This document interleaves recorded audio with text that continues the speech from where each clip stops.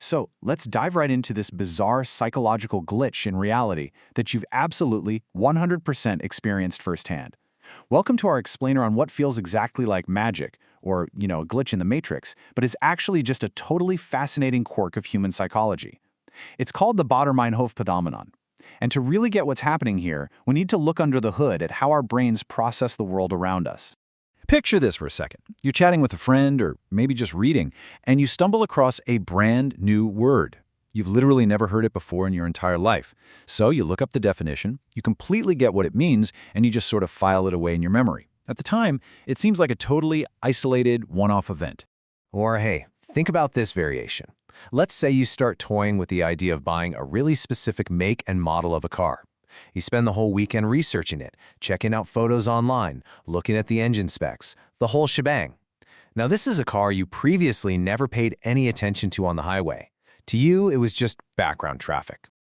Or, taking a slightly more serious turn, maybe you happen to read an article about an incredibly rare medical symptom. We're talking something so obscure that it barely ever makes the news, and you had absolutely zero awareness of it until the exact moment you read that piece.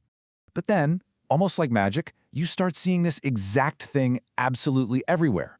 That new word? Bam! It's in the newspaper, it's on a billboard, a character on your favorite TV shows says it out loud. That car? You pass like 3 of them on your commute the very next morning. No way, right? That rare medical symptom? Suddenly it feels like every medical blog and news outlet is running a huge feature on it. It honestly feels like the universe is playing this highly specific trick on you. So, what in the world is actually going on with your brain here? Section 1. A surprisingly unscientific origin, or the 1994 newspaper letter. To figure this out, we've got to trace the bizarrely unscientific origin of its quirky name, the Baader-Meinhof phenomenon. So, back in 1994, a guy named Terry Mullen wrote a letter to the St. Paul Pioneer Press, which is a newspaper in Minnesota. He described how he had literally just mentioned this German militant group, the Baader-Meinhof gang, in casual conversation, and the very next day he saw a reference to them in print, which was crazy because this group hadn't been in the news for years. Well, after his letter was published, other readers started writing in with their own incredibly similar experiences. The name just informally stuck in pop culture like wildfire. But interestingly enough, it wasn't academically formalized until over a decade later.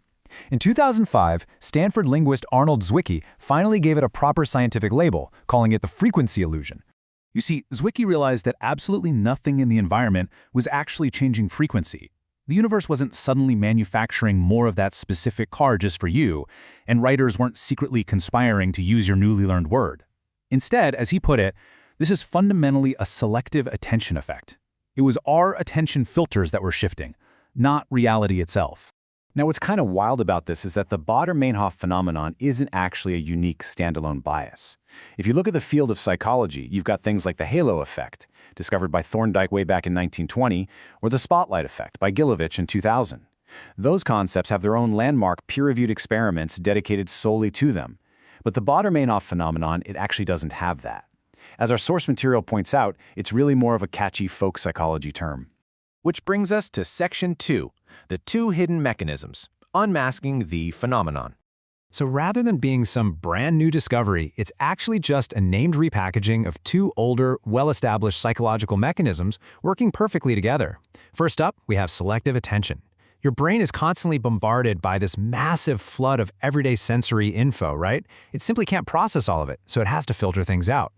But when you learn something new, or focus on a specific car, your brain suddenly slaps a big, relevant tag on that new piece of information. Once that tag is applied, your selective attention kicks into high gear and starts constantly, totally unconsciously, scanning your environment for matches. And that brilliantly sets the stage for the second half of the equation, confirmation bias. Once your selective attention finds a match, a hit, confirmation bias quietly steps in to do the math. Every single time you spot the word, the car, or the concept again, it reinforces that gut feeling that this thing is literally everywhere. But here's the trick, the thing it's hiding from you.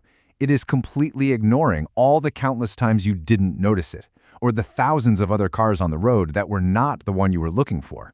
So the crucial point is how beautifully these two work together. Think of selective attention as the active scanner looking for matches out in the wild. And then think of confirmation bias as the accountant, sitting in the back office of your brain, tallying up all the hits and building this incredibly convincing illusion that these matches are statistically significant. When these two join forces, your reality feels completely altered, even though nothing measurable in the outside world has actually shifted at all.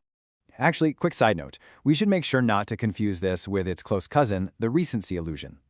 While the Baader-Meinhof phenomenon makes you think something is suddenly happening everywhere with high frequency, the recency illusion is the mistaken belief that something is entirely new simply because you only noticed it recently. So they're related distortions for sure, but they operate just a little bit differently in how they warp our perception of time and trends. All right, Section 3, hacking your attention filter. Let's weigh the risk versus the reward. This all builds into something highly practical for us. Because once you understand that your brain is just filtering the flood of information, you can actively take control of that filter. You can deliberately trigger this for good. If you want to build a habit of gratitude or stick to a new exercise routine, immerse yourself in positive content. Read the books, listen to the interviews, have the conversations. This primes your selective attention to start noticing real-world opportunities to actually practice those habits. But you absolutely must be aware of the risks too. This exact same mechanism can mislead you into false pattern spotting. It can make you think a rare medical symptom is suddenly everywhere after you read one article about a diagnosis. Or, in higher stakes settings, it can lead investors into overreacting to meaningless market noise, assuming a totally random coincidence is actually a repeating, statistically real market pattern. When you put the whole picture together, the one-line synthesis of this explainer becomes incredibly clear. The Baader-Meinhof phenomenon is not proof that the world got more crowded with your new obsession. It is not proof that the universe is trying to send you a secret sign. Rather, it's proof that your attention filter, once it gets flipped on, has the immense power to quietly rewrite what the word everywhere actually means to you. So, as we wrap up this explainer, I want to leave you with this final, crucial thought to chew on today. What is your attention filter prioritizing right now? Is it scanning for the negative, the anxieties, the things that stress you out? Or are you consciously hacking it to scan for opportunities, gratitude, and growth? Because whatever it's prioritizing, I guarantee you're about to start seeing it absolutely everywhere.